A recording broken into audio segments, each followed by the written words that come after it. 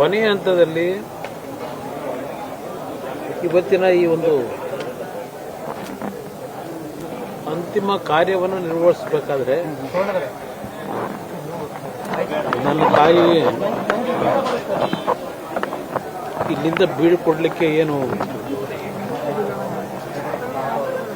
ಪುಷ್ಪವನ್ನು ಅರ್ಪಿಸಿದ್ದೇವೆ ಮತ್ತು ಕೊನೆಯದಾಗಿ ಮಣ್ಣನ್ನು ನೀಡಿದ್ದೇವೆ. ನಮ್ಮ ಶ್ರಾದ್ದದ ಕಾರ್ಯಕ್ರಮ ಮಾಡ್ತಕ್ಕಂಥ ಪುರೋಹಿತರು ಒಂದು ಮಾತಿದೆ, ನನ್ನಿಂದ ಏನಾದರೂ ತಪ್ಪು ಮಾಡಿದರೆ ಅದರ ಜೊತೆಗೆ ಮನಸ್ಸಿಗೆ ನೋವು ಕೊಟ್ಟಿದ್ರೆ ನನ್ನನ್ನು ಕ್ಷಮಿಸು ತಾಯಿ ಅಂತ ಹೇಳಿ ತಾಯಿಗೆ ಕೇಳ್ಕೊಳ್ಳಿ ಇಂತಕ್ಕಂಥ ಮಾತುಗಳು. ಹಲವಾರು ಸಂದರ್ಭದಲ್ಲಿ ಅರಿದೇನೋ ಕೆಲವು ತಪ್ಪುಗಳನ್ನು ಮಾಡಿದ್ದೇವೆ. ಇವತ್ತು ಆ ಪದವನ್ನು ಬಳಸಿದಾಗ ನನ್ನ ಹೃದಯದಲ್ಲಿ ನನ್ನಿಂದ ಏನಾದರೂ ಒಂದು ತಪ್ಪುಗಳಾಗಿದ್ದು ನಿಮ್ಮ ಹೃದಯಕ್ಕೆ ನಾನು ನೋವು ಕೊಟ್ಟಿದ್ರೆ ಕ್ಷಮಿಸ್ತಕ್ಕಂಥದ್ದಕ್ಕೆ ಬೇಡ್ಕೊಂಡಿದ್ದೇನೆ. ಆದರೆ ಹಿಂದಿನ ದಿನಗಳಲ್ಲಿ ನನ್ನಿಂದ ಏನಾದರೂ ನೋವು ಕೊಟ್ಟಿರ್ತಕ್ಕಂಥದ್ದು ಕೆಲವು ವಿಷಯಗಳಲ್ಲಿ ಮತ್ತೆಂದೂ ಅವರ ಆತ್ಮಕ್ಕೆ ನನ್ನಿಂದ ಅಪಚಾರ ಆಗದೇ ಇರ್ತಕ್ಕಂಥ ರೀತಿಯಲ್ಲಿ ನನ್ನ ಬದುಕು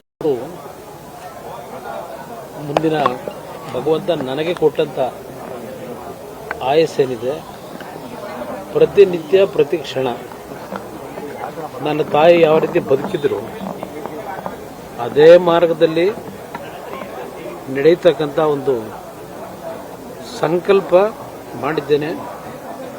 ಪ್ರಮುಖವಾಗಿ ಒಂದು ವಿಷಯದಲ್ಲಿ ನನಗೆ ಸದಾ ಹೇಳ್ತಾ ಇದ್ರು, ಮನುಷ್ಯನಲ್ಲಿ ಕೆಲವು ಸಂದರ್ಭದಲ್ಲಿ ಆಗ್ತಕ್ಕಂಥ ವಿಷಯಗಳಲ್ಲಿ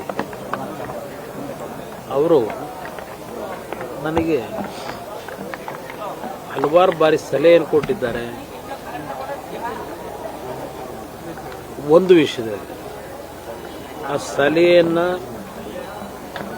ಭಗವಂತನೇ ನನ್ನಿಂದ ನಾನು ಮಾಡಲಿಕ್ಕಾಗದೇ ಇದ್ರು ಭಗವಂತನೇ ನನ್ನಿಂದ ಮೊದಲೇ ನನ್ನ ತಾಯಿಗೆ ಶಾಂತಿ ಕೊಡಬೇಕು ಅಂತೇಳಿ ಅದನ್ನು ನನಗೆ ದಯಪಾಲಿಸಿದ್ದಾನೆ. ಅದರಿಂದ ಇವತ್ತಿನ ನನ್ನ ಒಂದು ಸಂಕಲ್ಪ, ಈ ಭೂಮಿಯಲ್ಲಿ ನನಗೆ ಇರ್ತಕ್ಕಂಥ ಕ್ಷಣಗಳು ಈ ನಾಡಿನ ಬಡವರೇನಿದ್ದಾರೆ, ಈಗಾಗಲೇ ನಾನು ನನ್ನ ಜೀವನದಲ್ಲಿ ನನ್ನ ತಾಯಿಯ ನಡವಳಿಕೆಯನ್ನು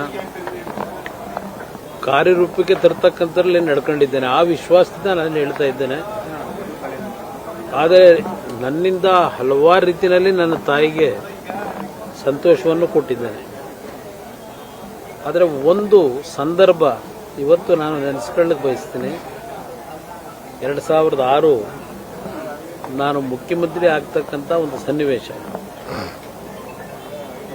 ಅವತ್ತು ಪುಟ್ಟರಾಜ್ ಅವರು ಇಲ್ಲೇ ಇರಬೇಕು, ನನ್ನ ಜೊತೆ ಇಲ್ಲೇ ಇದ್ದರು. ಬೆಳಗ್ಗೆಯಿಂದ ನಮ್ಮ ತಂದೆ ನಮ್ಮ ತಾಯಿಯ ಒಂದು ಪುಟ್ಟರಾಜ್ ಅವರಿಗೆ ಕೊಟ್ಟಂತ ಜವಾಬ್ದಾರಿ, ನಾನು ಏನೋ ಒಂದು ರಾಜಕೀಯ ನಿರ್ಣಯವನ್ನು ಮಾಡಲಿಕ್ಕೆ ಹೋಗಿದ್ದೆ, ನನ್ನನ್ನು ಕರ್ಕೊಂಬರ್ಬೇಕು ಅಂತೇಳಿ ಪುಟ್ಟರಾಜ್ ಅವ್ರಿಗೆ ಜವಾಬ್ದಾರಿ ಕೊಟ್ಟಿದ್ದರು.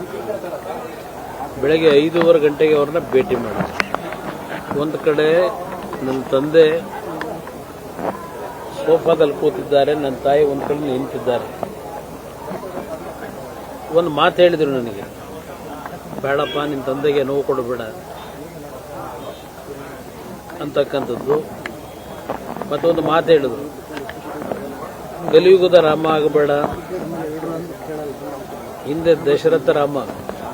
ತಂದೆಯ ಒಂದು ಗೌರವ ಉಳಿಸ್ಲಿಕ್ಕೆ ಯಾವ ರೀತಿ ತೀರ್ಮಾನ ಮಾಡಿದ, ಆ ಒಂದು ನಡೆಯಲ್ಲಿ ನಡೆಯಪ್ಪ ಅಂತಕ್ಕಂಥ ಮಾತಾಡೋದಂಥದ್ದು ಇವತ್ತು ನನ್ನ ಹೃದಯದಲ್ಲಿದೆ. ಆದರೆ ನಾನು ಅವತ್ತು ಆ ಒಂದು ತೀರ್ಮಾನ ತೆಗೆದುಕೊಳ್ಳುವಂಥದ್ದೇನಿದೆ, ಬಡವರಿಗೆ ಸಹಾಯ ಮಾಡಿದ್ದೇನೆ, ನಾಡಿಗೆ ಪ್ರಾಮಾಣಿಕವಾಗಿ ಕೆಲಸ ಮಾಡಿದ್ದೇನೆ. ನನ್ನ ತಾಯಿಗೆ, ನನ್ನ ತಂದೆಗೆ ನಂತರ ಒಂದು ಒಳ್ಳೆಯ ಕೆಲಸ ಮಾಡಿದ್ದಾನೆ ಅಂತಕ್ಕಂಥ ಒಂದು ಅವರಲ್ಲಿ ಭಾವನೆಯನ್ನು ಮೂಡಿಸಿದ್ದೇನೆ. ನನ್ನ ತಾಯಿ ಇವತ್ತು ಈ ನೆಲದಲ್ಲಿ ಇವತ್ತೇನು ಮಣ್ಣಲ್ಲಿ ಮಣ್ಣಾಗಿದ್ದಾರೆ.